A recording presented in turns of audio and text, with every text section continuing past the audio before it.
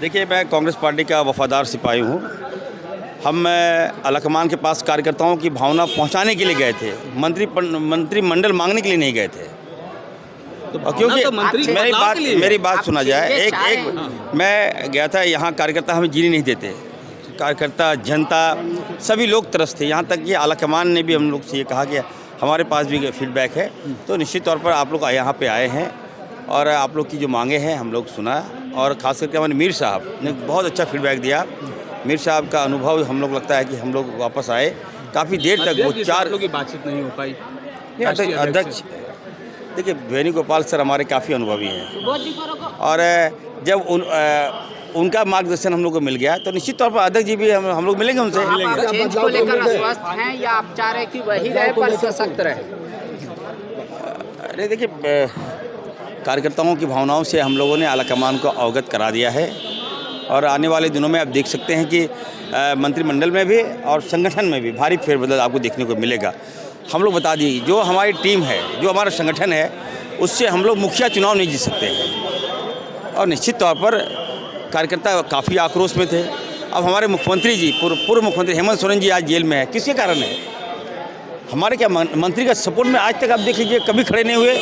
एक आदमी जिम्मेवार कैसे हो सकता है? और फिर वही मंत्रिमंडल को आप रिपीट कर रहे हैं।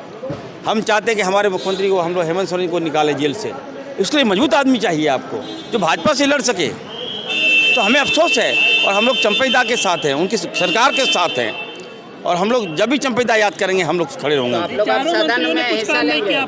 लगता है चारों मंत्रियों कुछ काम नहीं किया? क्या आपको फील नहीं हो रहा है? आप ही लोग उजागर किए है सारी बात।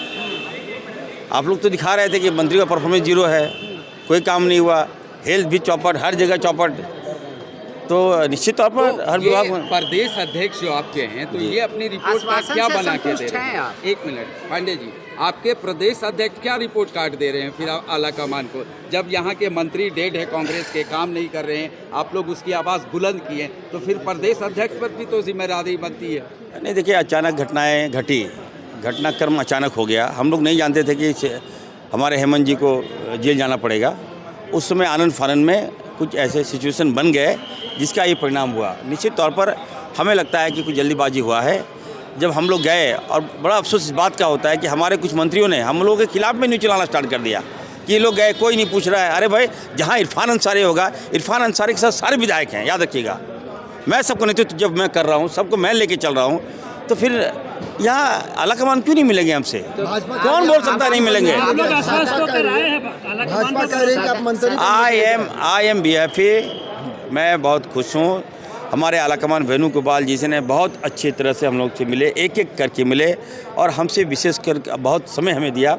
एक एक बिंदुओं पर हमसे वार्ता हुई, सारे संगठन से लेकर मंत्रियों का परफॉर्मेंस के बारे में, कार्यकर्ताओं के बारे में, संगठन के बारे में, लोकसभा के बारे में और विधानसभा के बारे में हमने विस्तृत रिपोर्ट हमने दिया। और हम ये कह सकते हैं कि देखिए, जब हमारे नेतृत्व में हमारे विधायक हैं, तो इनमें से कोई भी मंत्री बने, मुझे खुशी होगा। तो ये आप लोग जल्दी चाह रहे हैं या सेशन के बाद से हो या लोकसभा के बाद हो? देखिए, ये बात तो मैं नहीं कह सकता, आलाकमान पर हम लोगों ने छोड़ दिया है। अब हम लोग बियॉन्ड आलाकमान हम लोग कहीं नहीं जा सकते। कांग्रेस पार्टी है तभी इरफान अंसारी है, तभी हमारा संगठन है। तो निश्चित तौर पर हम कह सकते हैं कि अब हम लोग काफ़ी दिन पार्टी कार्यकर्ताओं के अनुरोध पर हम लोग बाहर गए। हम लोग नहीं चाहते थे कि पार्टी के छवि इस तरह से मीडिया वाले चला रहे थे कि 6-8 विधायक, 9 विधायक चले गए। ये हम लोगों को भी ख़राब लग रहा था, क्योंकि आज देखिए, आज ज़रूरत है हेमंत जी के साथ, आज ज़रूरत है झारखंड मुक्ति मोर्चा को हमारा। तो ऐसे में हम लोग कैसे बाहर रह सकते हैं? सदन जाएंगे आप? क्यों नहीं जाएंगे? बिल्कुल जाएंगे।